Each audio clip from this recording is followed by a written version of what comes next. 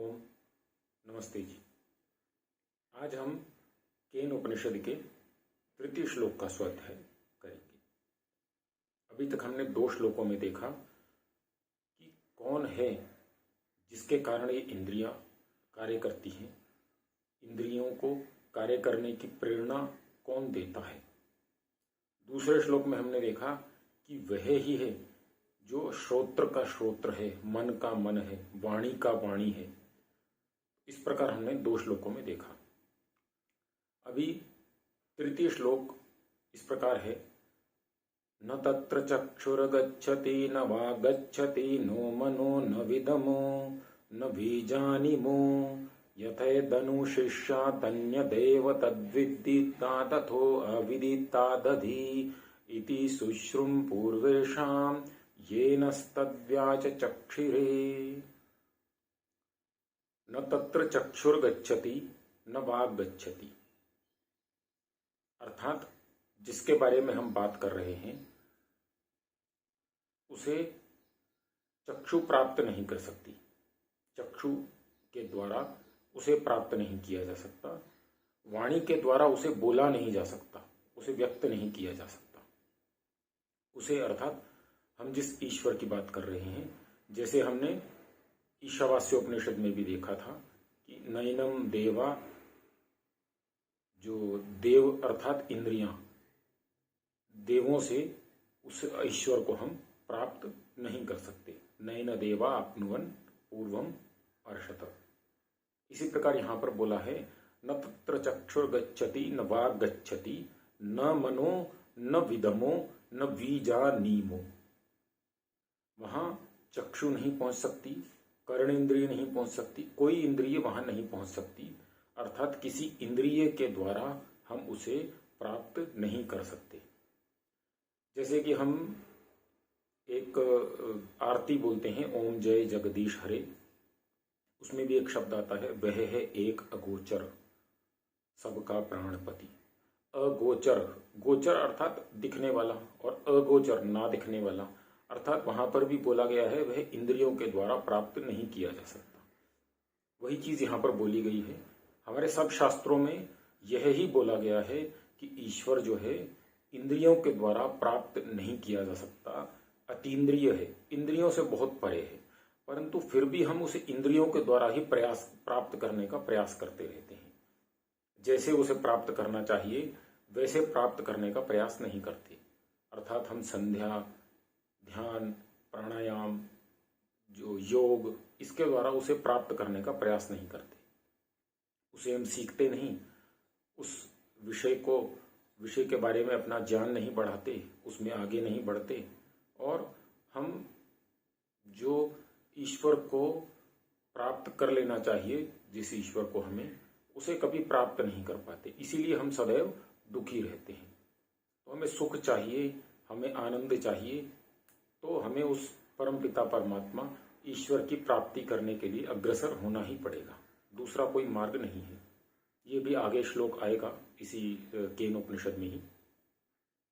तो यहां बोला गया है, न तत्र चक्षुर गच्छति न वाग गच्छति, अर्थात वहां वाणी नहीं जाती, चक्षु नहीं जाती, और इसी के अनुसार कोई भी इंद्रिय के द्वारा उसे प्राप्त नहीं किया जा सकता।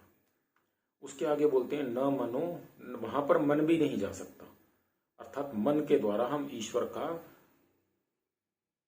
ध्यान नहीं कर सकते, मन के द्वारा उसके बारे में सोच नहीं सकते। तो आपको लगेगा अब ये जो हमारे व्याख्यान हो रहे हैं, हम सब सुन रहे हैं, तो इसका तो कोई अर्थ ही नहीं, सुन नहीं सकते, बता नहीं सकते, देख नहीं सकते, समझ नहीं सकते, तो कोई अर्थ नहीं। परंतु अर्थ है। अर्थ क्या है? वह ये है कि हम ईश्वर को पूरा पूरा इस मन से और इंद्रियों से नहीं जान सकते हैं, थोड़ा उसका अनुभव कर सकते हैं। कैसे? आंखों से हम देख सकते हैं सृष्टि जो बनी है, किसी ने तो बनाई है, और जिसने बनाई है वह कोई शक्ति है, और वही शक्ति ईश्वर है। हमारे कानों से जो हम हजारों प्रकार की वाणियां सुनते हैं, सब में अंतर स्पष्ट हमें हो जाता है। हमें कान से टेलीफोन पर आवाज सुन के भी समझ में आ जाता है कि कौन बोल रहा है। ये जो वाणी के इतने अंतर बनाए हैं, ये सब ईश्वर ने बनाए हैं। इसी प्रकार मन से भी हम ईश्वर का एक सीमा तक ध्यान कर सकते हैं, उसके आगे नहीं कर सकते। तो यहाँ पर बोला गया है कि हम इंद्रियों के द्वारा उसे पूर्ण रूपेण प्राप्त नहीं कर सकते हैं, कुछ उसका अंश जान सकते हैं और बाकी जो अंश जानना है, जो हमें सुख प्राप्त कराएगा, जो हमें आनंद देगा, वह हम केवल ध्यान की अवस्था में जाकर के ही प्राप्त कर सकते हैं।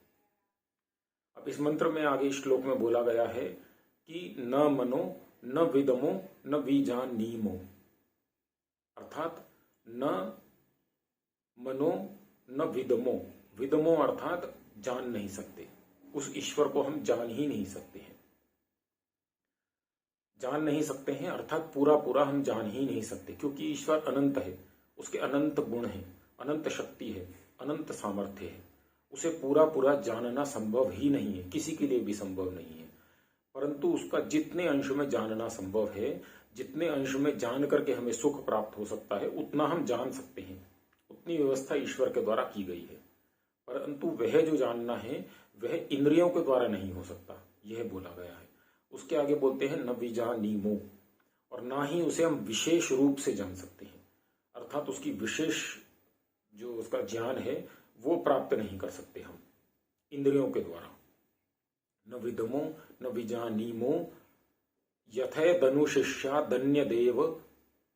तो आगे ये शिष्य को गुरु बताते हुए कहते हैं कि यथे धनुशिष्यात, मैं आगे जो अनुशिष्य अर्थात आगे जो आने वाले शिष्य हैं उनको बताएंगे कैसे हम, यदि हम ही जानते नहीं, हम उसे बता भी नहीं सकते हैं, हम उसके बारे में उसको डिस्क्राइब नहीं कर सकते हैं, उसको विवरण नहीं कर सकते हैं उसका कि ईश्वर ऐसा होगा, इसके जैसा होगा, ये सब ईश्वर के बारे में हम नहीं बता सकते।